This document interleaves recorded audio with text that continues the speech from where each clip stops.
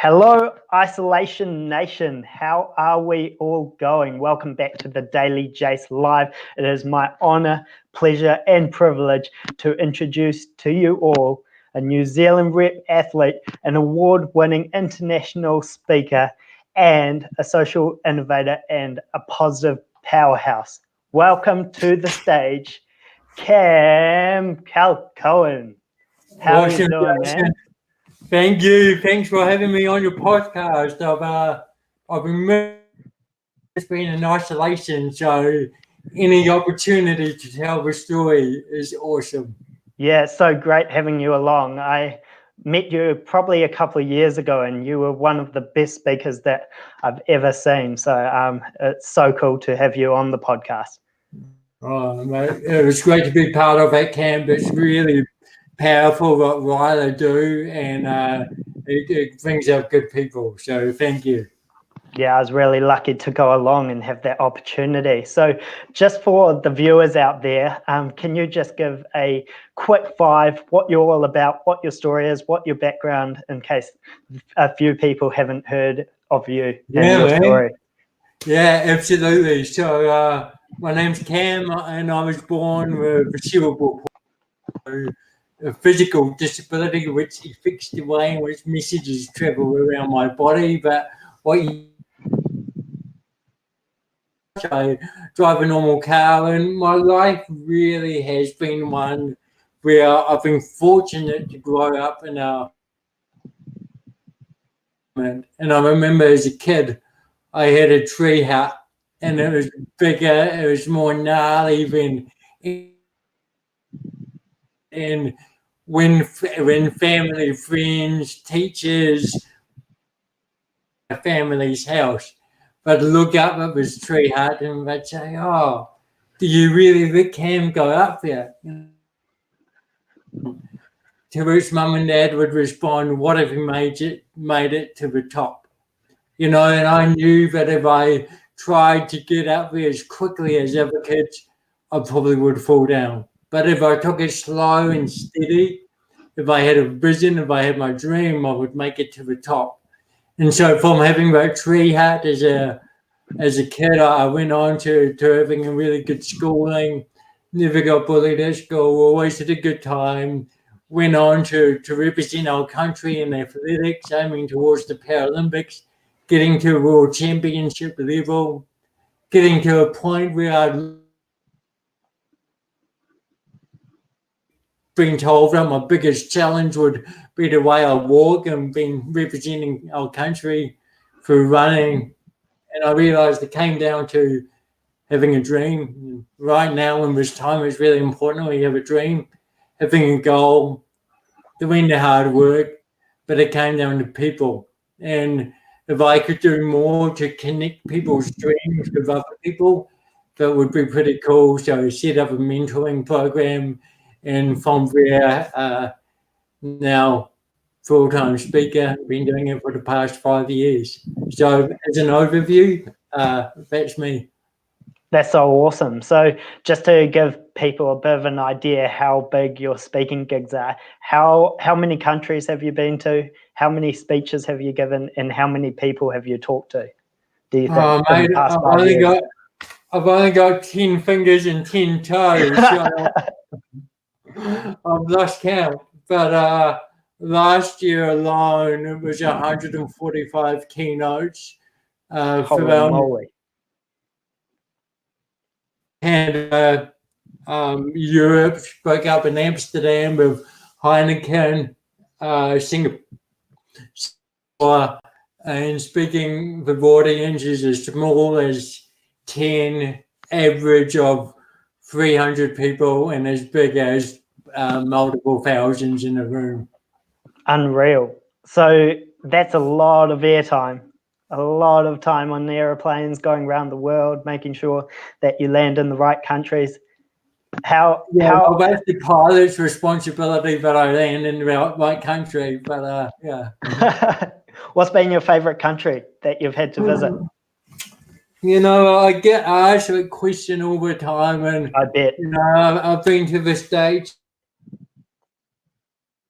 but I've been to some places where you don't know much about it, or which are third world, poverty-stricken communities, and never a part of the bucket list, never part of a dream, but meeting the most incredible people. And so what you really, and everyone gets to, is the people that make everything, so I've been fortunate to meet incredible people, and those people continue to inspire me. For sure. We went up last year, was in Africa, not speaking about climbing Kilimanjaro, and we'll probably get to that later, but that was an example of a place that had never been on the bucket list, never been part of a goal. And you walk away from that and you start to learn what people live on. You learn what they can thrive on. And for that, that's been my most unforgettable experience to date. To climb that mountain. Yeah, and to meet the people that you met on the way. You have a goal like climbing up to 19,000 feet, and you're putting your trust and your guidance into someone that you've never met before, someone that's living on $200 a month, and we're walking up in all the newest gear, all the best gear, having spent a lot of money on gear, and they're walking up, they're doing Chuck Taylors and whatever they've been given, and you really gain a real appreciation of what people can achieve when they adapt to their environment. Absolutely. We'll come to the travels and Mount Kilimanjaro soon, but take us through what happened when you had to be training for your world champs. So what was the build up to it, and what actually happened at the event that you remember? So as a teenager, becoming a teenager is an interesting part for everyone. When you've got a disability or an adversity, it becomes even more interesting. And I put myself, I wasn't bullied, as I said, but I put myself into a pretty dark place. And what part of the thing that got me out of it was setting this goal, which I'd never thought of before, and that was the goal to become an athlete and represent my country in sport. And I got smoked in my races at school because I was slower than everyone else, but I got support from my school. People saying, "Go Cam, you can do it." And that support inspired me to go on and be the best athlete that I could be. And I went out, I found the best coach that I could find. I realized what race I was going to be competitive in, and that was the 100 meters. And I got to a level where I was going off to Sweden for the World Indoor Championship. And that was one of the most unforgettable experiences of my sporting career, because the World Indoor Championships is in Sweden. It happens during winter, so outside you're surrounded by snow, but you're there to run as fast as you possibly can, and meeting these people who have perceived disabilities, and you realize that there's less focus on the dis and more focused on the ability. And when we all did that, we all started to see opportunity, and we all start to realize that this world, the biggest disability for everyone, is what we tell ourselves what we can't do. For sure. I see blind people swimming, people without legs running faster than people with legs. It was incredible. So amazing. And how many athletes were there at the event?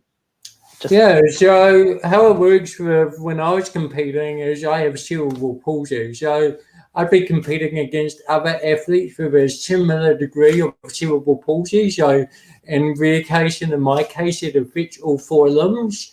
And at the average race, we would go through 10 heats and then semi-finals and finals. So 10 show, a good 80 athletes with the same degree of cerebral palsy at most of the events that I competed at around the world, and it was probably a 2-year period between having never run to becoming as close to a professional athlete that I could be in those times. Wow. And does New Zealand have a big Paralympic community or disabled athlete community? Yeah, there's a big community, but there's not as I mentioned before, when you start competing, you compete against people with the same level of ability, disability, whatever you want to call it. So other athletes with cerebral palsy like me, there weren't a lot in New Zealand, which meant two things. I had to then compete against athletes without disabilities. And the cool thing about that is when you're used to being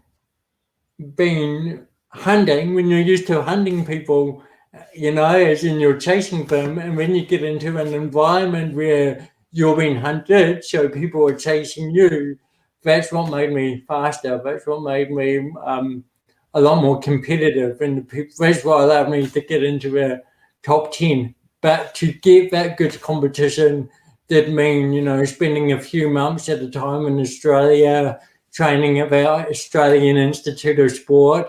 Oh, wow. Going up to Canada, spending a good chunk of time in Canada, training with athletes. And we trained with athletes who did and didn't have disabilities. And that was the cool thing, is you're training with people who purely want to become the best that they can be. And so when you start looking at our communities and those who really succeed, they really get there because they don't see the challenge. So when I'm competing against these well-known or with these well-known New Zealand athletes, they're well-known because they only ever focused on the opportunity. So the fact that someone with cerebral palsy was part of their training squad didn't matter. In fact, it just became a motivation, and we built strong mutual friendships and admiration. Pretty neat. That's awesome. What was that a full-time gig for you, or were you funding it through a part-time job, or how did it work? No, so I was fortunate to be carded by the New Zealand Academy of Sport back then. That gave me a scholarship to university. I was a teenager, so I was living at home. You certainly weren't making money from it, but had all costs covered, which was cool. And this was back in the early 2000s, so it was quite different. And then you jumped into uni? We didn't even have iPhones. Yeah, a bit of a different world back then. Yeah. And then you mentioned you jumped into uni. What did you study? Yeah, so I got a Prime Minister's scholarship to Massey University, where I started doing sports science, and then moved in, didn't finish it, realised that my world was way too isolated in one area of being sport, and the reason in which I felt it was way too isolated is that I never really wanted to be full-time in a community that in a way was, I didn't want to be competitive on the abilities of my cerebral palsy, rather who I am as a human being. So sport was on one side, but then I got into communication, did a bachelor in communication, well, half of it, and then got into what I do now as a speaker. And so I realised that I'd kind of teach myself the rest. Oh, perfect. And so that led on quite nicely in your journey into being an international speaker, and more recently awarded Speaker of the Year for New Zealand. Is that right?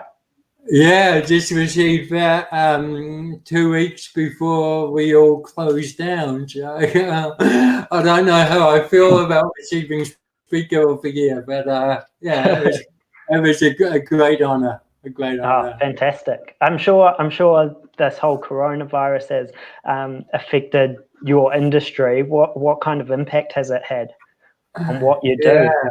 yeah. Everyone's getting hit. I feel that possibly we were one of the first to get hit because, very quickly it became no gatherings more than a couple hundred, and I was going into my busiest year, and from March for the next 6 months, it was 3 speeches a week all over the world, and within kind of a week, all of that was cancelled. No, there was stuff that was big enough to be able to enable a move up to the USA, and that's just been put on hold for a little bit now. And you've had to look at, okay, how do I work through this time, not in terms of survival, in terms of working a job, but going, this is when inspiration and motivation is needed more than ever before. Yet people are feeling more vulnerable than ever before. People's perceptions are changing on what they're investing into. And so at what point is your sweet spot? So I've been having to work on that. I did deliver a virtual conference on Tuesday evening, and that How'd was that go? cool because that was for a client based in London, and I've never had Wow. a London-based client before. So, it kind of, although the whole calendar was taken away, it was exciting to just receive this one, because when you start doing things differently, that's when you start to refine your whole business model. Yeah, just pivot in a way that's advantageous for everyone given the situation, right? Yeah, yeah. What? So most people have made a pivot around everything that's been going on. What are your goals looking like now in the next 6 months or 12 months, 24 months? I know everything's a little bit uncertain, but what have you got on the horizon? Yeah, well, kind of everything is at the moment changing day by day almost. I mean, it was locked down for a week. Um, so how it's looking is really more about what I do to support everyone who's been a part of a journey today. What does that look like? What offering them Zoom calls, just opportunities to dip into some positivity and maintaining a flow of sharing the story. So it's not on the stage anymore, but it's been about creating more content to stick up on YouTube, to put out there, to be giving away pretty much.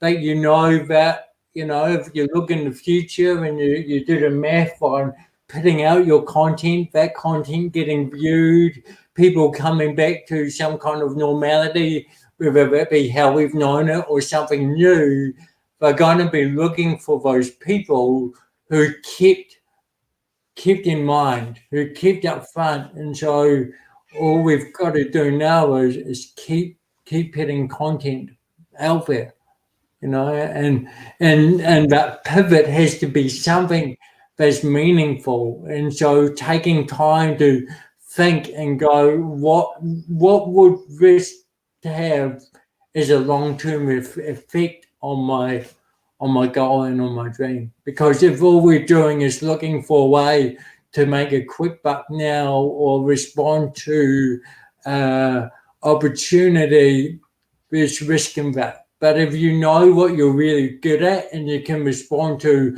what you believe your responsibility is, seeing all these musicians and comedians pretty much giving away their stuff, that's great. That's inspirational. Do different things with the skills you've already got, rather than trying to find new skills and create something that's completely uncomfortable to you. Yeah, you've always been so giving in nature. It's been pretty amazing. I know you're a bit of a social innovator. Do you just want to give a little bit of insight what different organizations you've helped, who you've been an ambassador for, what you've done in your time on this planet? Yeah.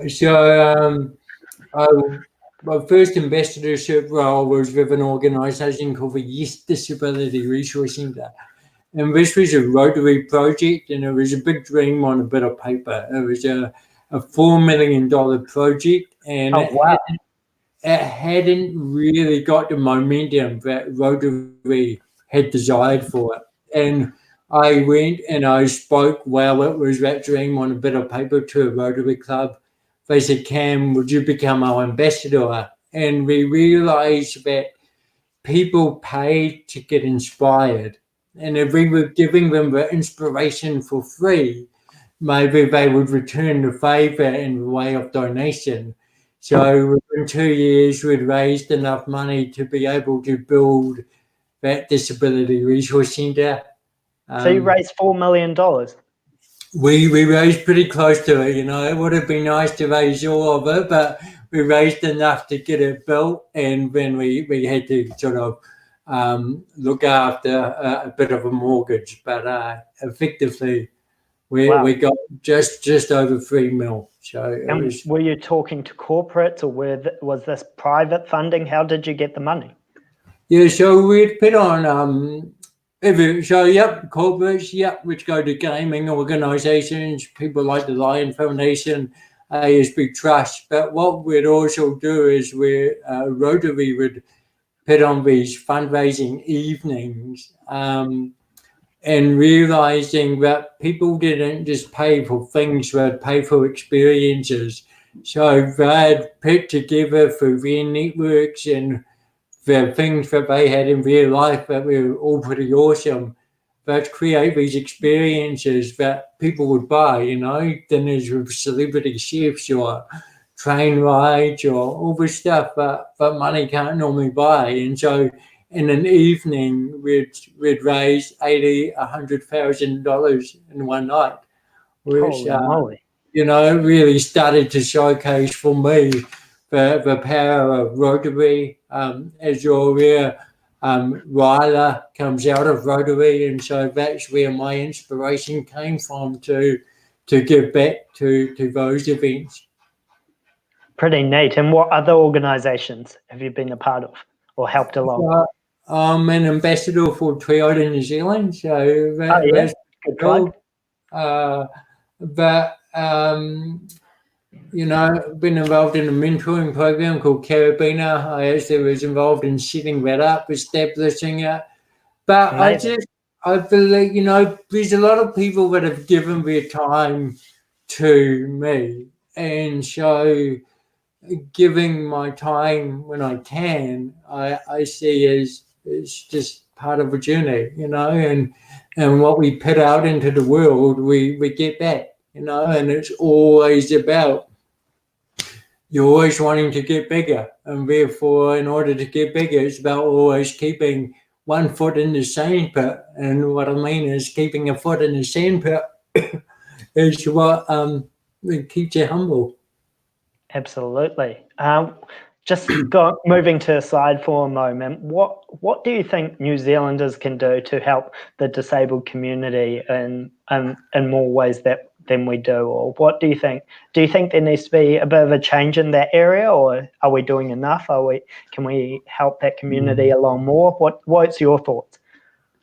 I think everyone, you know, with a personal experience with a disability or an impairment is going to answer that question in quite a different way. And I've been fortunate. I've grown up in a pretty mainstream world, out of choice, really. And the thing that always strikes me is if we can see opportunities and if we can put people first, well, then that's all we need to do. And whether that's working with someone who's got a disability or from a different culture or whatever that difference may be, you know, like on the news, you hear them sometimes talking about disabled people. Well, for people with disabilities. And so if you just always put the person first, and look for the opportunity.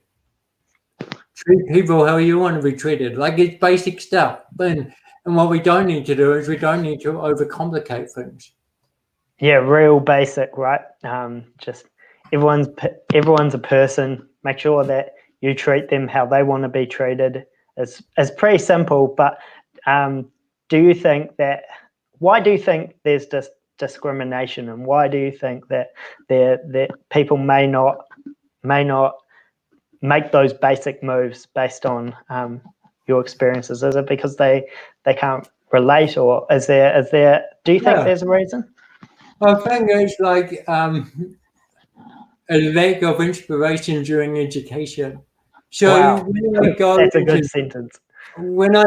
schools, you know, I speak at close to 20 schools a year, and you walk in and you see the kids, they come in and they're like, "Whoa, who's this guy?" You know, he's talking funny, he's walking funny.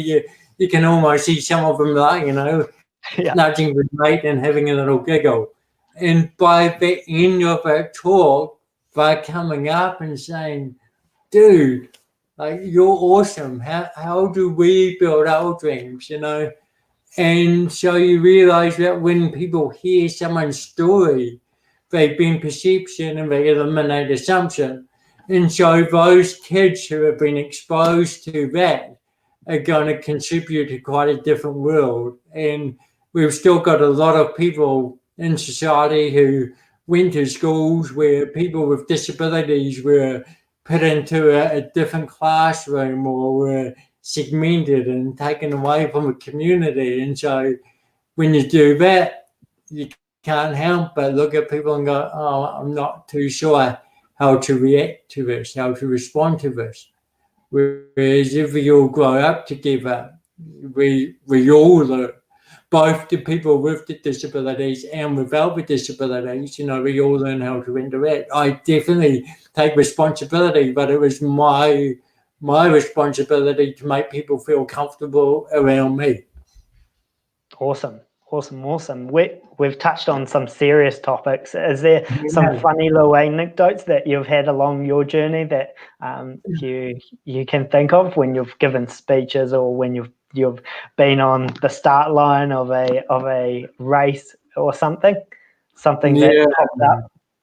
Yeah, I mean, I remember one of my first speeches I ever gave was at a high school. It was a girls' school, and I was at school myself. And before going in to give a speech, I had got an awful cold, and I was doing everything I could to get better, and things were going well until about halfway through, and I felt an almighty sneeze coming on. And I was doing everything I could to keep speaking and not sneeze, which was really difficult. And all of a sudden, my nose exploded and snot went everywhere. Oh And no! How'd you recover? I recovered in the most unexpected way. So I had a manager he created the opportunity. He'd look after me when I was doing my athletics, and he came walking up on stage behind me, not with a hanky, not with a tissue, but his very own shirt for Oh me to no! put my nose on. What a Uh, good manager! He so certainly I looked did. after you. I did it. And that just reinforced the whole thing of support as the foundation to our success. What could have been seen as, "Dude, that happened. I'm never going to do that again. I'm not going to take the risk of a perceived fail," has now become a story that I've been able to share all over the world in different forms of how we respond to stuff is everything. You know, I remember speaking at one of those Rotary fundraisers, and I would have been 19 at the time, you know, and it's intimidating when you're in front of all these mature people, and I was still really scared of speaking at the time. And I remember a big bug, like a cicada, came and it landed on my lip, like during this talk, and my natural reaction was just to try to just carry on and pretend like it wasn't there. And Um, everyone could see I it. realised, well, of course, that's what everyone's looking at. So as I spoke about it, like, you felt the tension in the room drop, everyone laughed, and we were able to focus on what was really important. So what I've learned is quite often that when things aren't going to plan, rather than trying to hide it away, put it out there, speak to people, show people what is going on, Just and embrace it. you get through it. And often humor can come out of those situations. I imagine becoming a speaker isn't your normal career path that everyone thinks about. And I imagine there's quite heavy competition that goes into it. And starting out, there's no textbook on how you should do it and how you should go out and put yourself out there. What was your strategy in the early days? And were there some roller coaster moments where you thought, "Oh my gosh, what am I doing?" Yeah, well, you mentioned it with the competitive nature of it, and that's why I chose it over my athletics, because I would see all these stages with people that I'd grown up inspired by, admired by, and speaking and telling their story. And so I thought, that's who I want to be on the stage with. That's who I want to be competitive with, not in order to beat them or to be better than them, but by being on the same stage, by speaking at the same events. So that's why I got into it. And then I very quickly had to look at, these are all people who have an incredible story. They've all reached their pinnacle, whether that be the pinnacle of a mountain, a sport, a business. And so I decided that I'd go and speak in America and speak in New York, and I achieved that, and I brought that experience back to New Zealand, and I was able to build a profile on Canva for speaker. And Awesome. but it's, I've had mates who say, "Oh, Cam, you've got a pretty cool job. You just get up and you just talk your story." And yeah, I talk my story, but there is, when I say this is a lifestyle, it's not a lifestyle as in it's all about the fun that's happened. It's a lifestyle because you don't stop thinking about, how can I articulate that experience. I've got an audience of 400 people. I've got 20 minutes. How do I make sure that I have the same impact with them as I do when I have an audience of 600 people in an hour? Because people talk, and so you're controlling expectation. You're looking after perception. You're always wanting to evolve, but you've got to evolve at a level that continues to match what you've built as a business. Because you can't, as soon as you're only as good as your last speech. Absolutely. And there's also all the stuff that happens in the background. Like when you're on stage, it's all flashy and rah, and everyone loves what you do. But in the background, I'm sure you're networking, you're sending out emails, you're booking flights, making sure that the whole machine ticks over, right? Yeah. And you're managing your mentality of the highs and the lows that come out of speaking. And so there's a moment where you get a standing ovation and people are coming up to you and wanting to take photos, or connecting on social media. And then you get back to your hotel and you're just by yourself. There's no one to share that high with, and that's something that takes management of, how do I bring myself down slowly, and that took a bit of getting used to. And then there's moments where you don't think that's going to plan, where you do feel a sense of responsibility for the fact that maybe it wasn't a standing ovation, or people didn't laugh as much, or you didn't get the right feedback. And it takes a lot to learn that everyone also responds in different ways, and you can't control that. So don't be too connected to what you said. So there's the whole thing of being able to break yourself from canvas speaker to who you are off the stage. But when you fly, when you're asked to fly up to Canada to deliver a 20-minute speech to, and they're paying for that. They're paying for everything that goes along it. It's a whole different mindset of what value is. You do be, it's hard not to be tough on yourself. Yeah, I've seen you speak before, and I can honestly say you were exceptional. It was awesome to listen to you.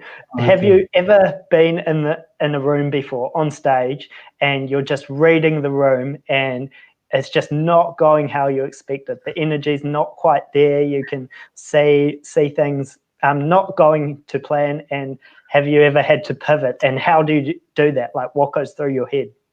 Yeah, I've had that, and more so when speaking in foreign countries, because, you're adapting to language, tone, pitch, even with speaking in Canada or other English speaking countries, although we all speak English, it's a different dialect almost. And so, but you very quickly realize that when that room isn't feeling how you want it to feel, but it's still your responsibility to change that.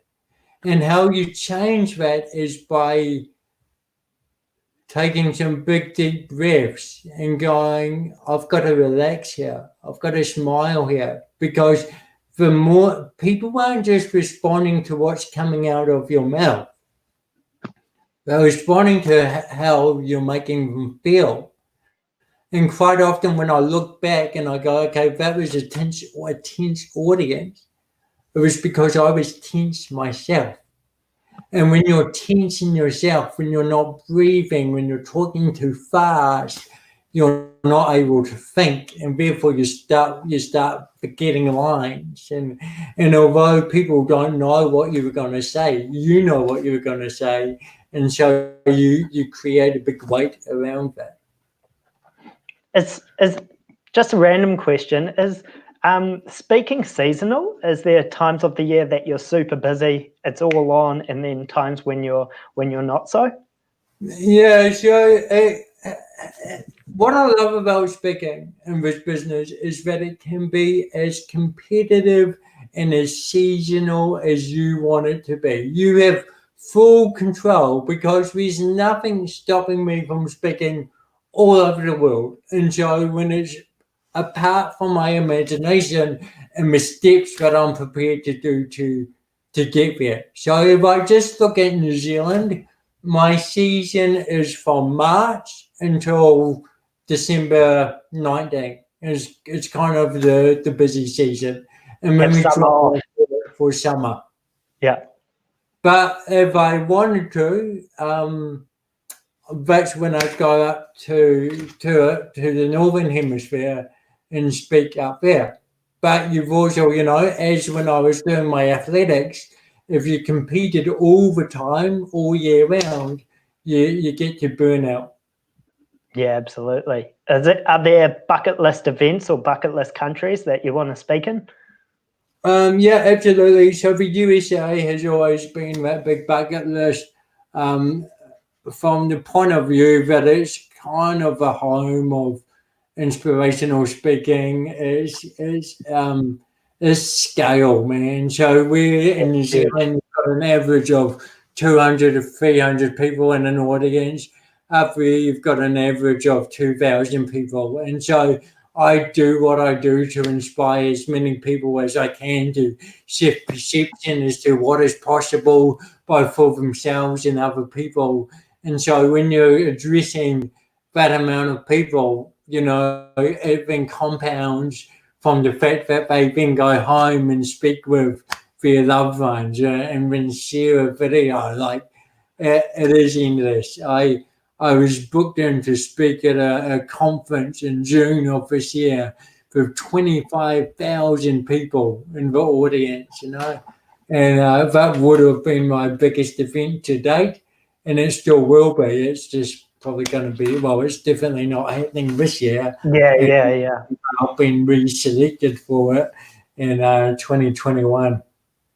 Absolutely. But I always Yeah. want New Zealand to be my home. Like, New Zealand is an incredible place. I love it here. And if I was doing a different kind of job or not being a speaker where you are your product, I would stay here. But I've reached a level where I'm lucky to do the type of speaking that I've achieved in New Zealand. But when I went up Kilimanjaro last year with all these people who are really successful in business and community and music, and I asked all of them, what enabled you to achieve the level of success that you have?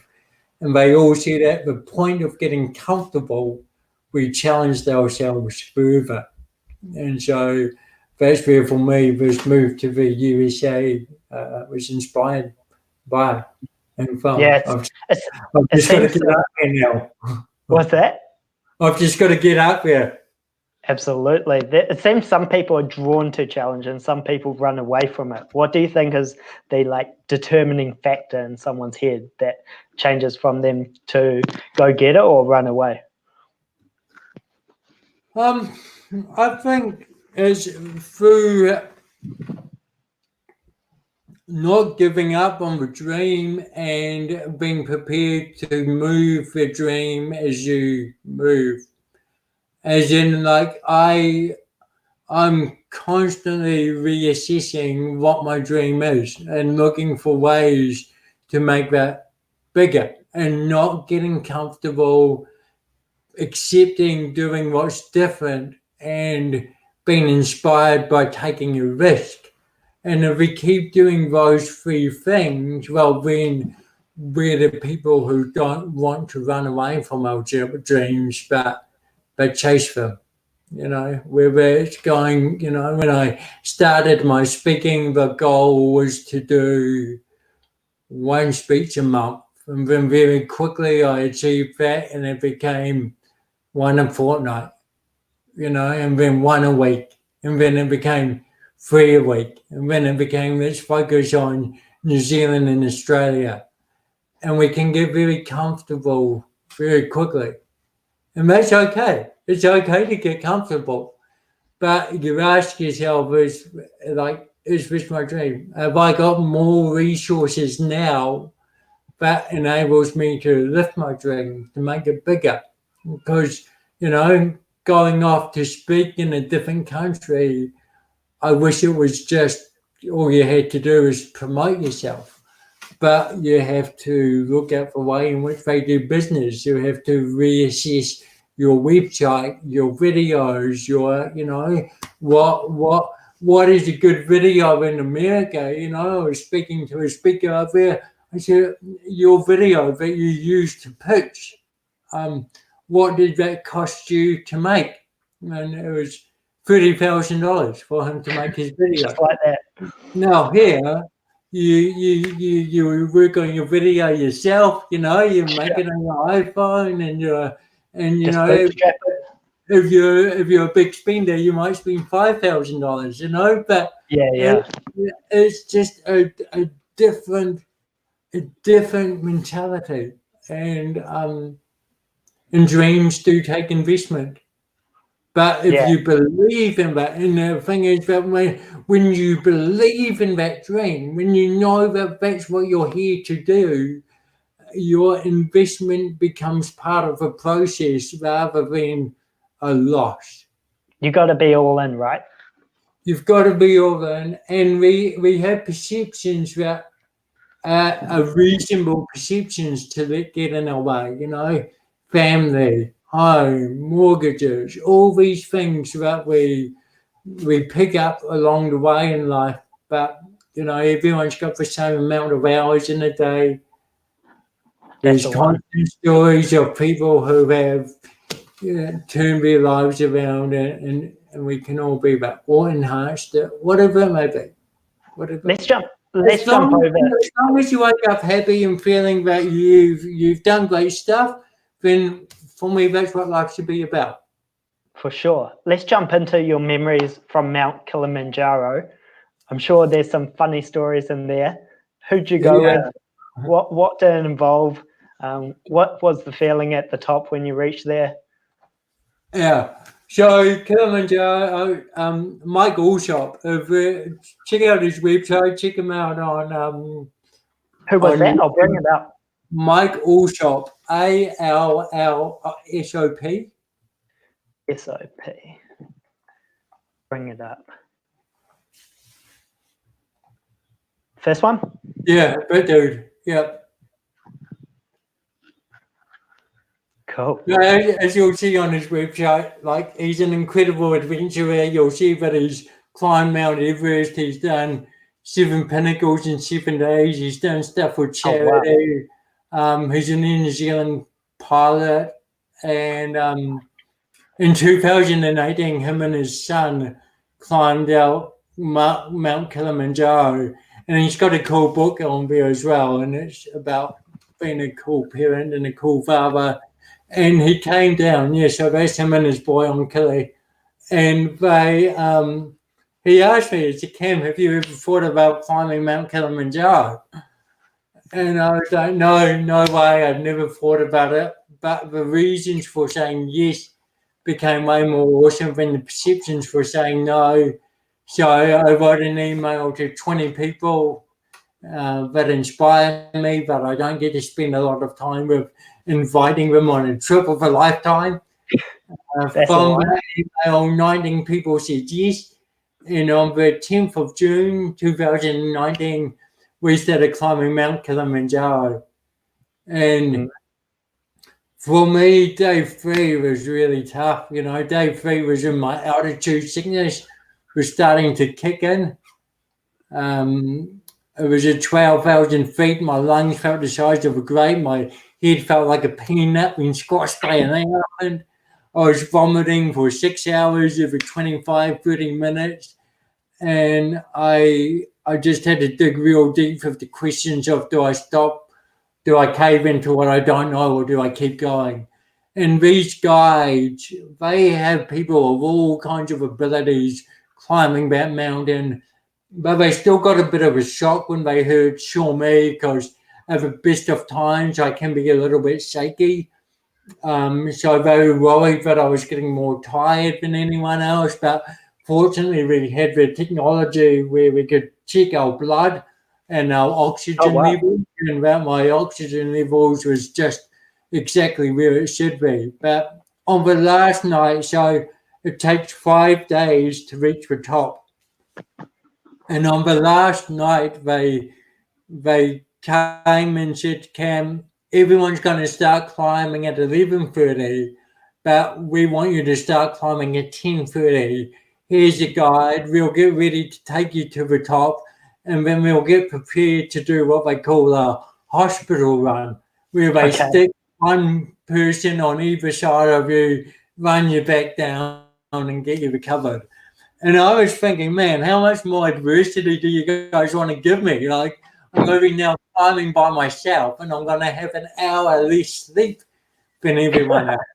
But I've always been quite good at being by myself. So food choice, I enjoy my own time. And so I started climbing with my Sherpa.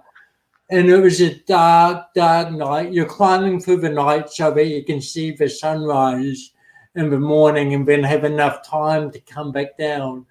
And we're climbing, and he looks at me and he says, Cam, you want to make it to the top before the rest of your team, eh? And I said, well, a lot of these people are here because of the email that I sent out. I've had my tough day on day 3, and I know that many of them will have their tough day tonight. And maybe knowing that I'm in front of them, I just inspire them to keep going. He looked up at the moon and he said, Cam, full moon, turn off your torch. He said, they don't know you need to know where you are, but by you knowing where they are, you know what the gap is that you have to keep. And I ended up getting to the top. So we ended up leaving not an hour before everyone else, but half an hour before everyone else. And we got to the top 45 minutes before the rest of the team. Awesome. We actually made time. And And it was just really cool being able to be up there, welcoming everyone into the group, and that 100% of that group made it to the top. Do you have to do some training for it? Like, there's low oxygen up there. I'm sure it's pretty gnarly conditions, pretty cold. Yeah, I mean, it was getting to -10 degrees at the night, and you're carrying everything on your back. And I got so every day you pack your own toilet paper because there's no toilets on the mountain, right? And so I packed my toilet paper, and I never used it, never used my toilet paper up there. And so I never needed it. And so on the last night, I was like, man, I don't need this toilet paper. I'm going to save room, save weight, and I'm going to leave it at the camp. And then I started climbing, and I was 4 hours into my climb, and I needed to take a dump to do number 2s. And I'm thinking, man, I don't have any toilet paper. And so I'm trying to think, what have I got in my bag that I could use as a substitute? And then I thought, you know what, maybe if I just walk a little bit faster, I'll burn off whatever's inside me. And I did. But I was thinking to myself, man, I don't want the one reason for me not to reach the summit be because I needed to take a dump. Gnarly. And so what kind of food do you take on a trip like that? Are you just eating blocks of butter? Because you're just burning that energy, right? Yeah, you could just eat blocks of butter pretty much. What I would suggest to anyone is keep a real balance between the salt, the sugar, the protein, and the carbs. Because I went into it and I really just thought, you know, I had pretty old school advice when I was doing my athletics, and so I just took heaps of protein bars with me, and by day 3, I couldn't even smell them. You know, it was just like it was too heavy. What you were craving was things like salt. You know, get some Dutch licorice, take that up with you, candy, lollies. You know, just things to have that real balance of protein, sweet, sugar, carbs. At night, you get given a real good meal. So we have people that you need people. There's a big team. So there's people who are getting to the camp before you, setting up the camp, cooking the food. So you have a good breakfast, you have a good dinner, but all the stuff in between, you do carry on your back. Yeah. Have you got any more adventures in the pipeline? I know you've bungee jumped, you've skydived. What else is next? Yeah, so all those things like bungee jumping, skydiving, skiing, driving in the snow, climbing Kilimanjaro, they've all come because the idea's been planted and the reasons for saying yes are way more awesome than the perceptions for saying no. So it's like having climbed Kilimanjaro doesn't mean I want to go on and climb every other mountain there is. But what I want to learn from it is that I need to keep challenging myself. I need to keep pushing myself. And that I just hope that I can keep climbing the same mountain we're all on.